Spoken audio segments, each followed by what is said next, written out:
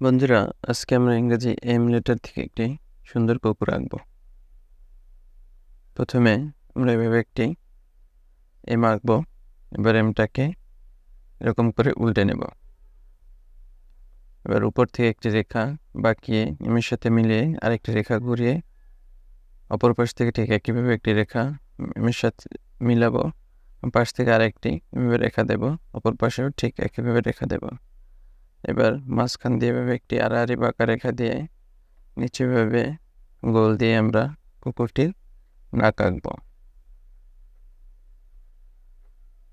এবারে উপরে এভাবে দুটি গোল দিয়ে বৃত্ত দিয়ে বৃত্তের মাঝে কালো রং দিয়ে আমরা কুকুরটির চোখ আঁকবো। উপরে ভাবে দুটি দাগ দিব, নিচে ভাবে একটি রেখা বাঁকা করে দিয়ে একটি সোজা রেখা দিয়ে কুকুরটির জিভ আঁকবো।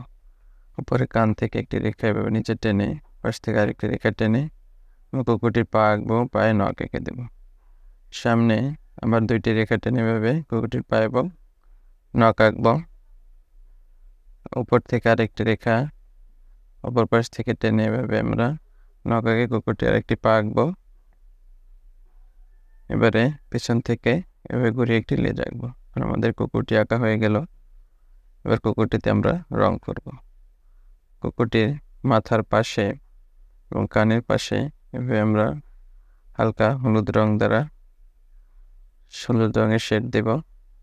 মুখে এবং শরীরে এবং লেজে পায়ে এর পাশ থেকে আমরা এভাবে হালকা করে হলুদ রংটি কুকুরের গায়ে দিব। এবারে আমরা লাল রং কুকুরের জিহ্বা এবং কানের মাথার পাশ থেকে গাঢ় করে দিয়ে দেব। এখন আমাদের আঁকা হয়ে গেল একটি সুন্দর কুকুর। ভিডিওটি কেমন লাগলো জানাবেন। ধন্যবাদ।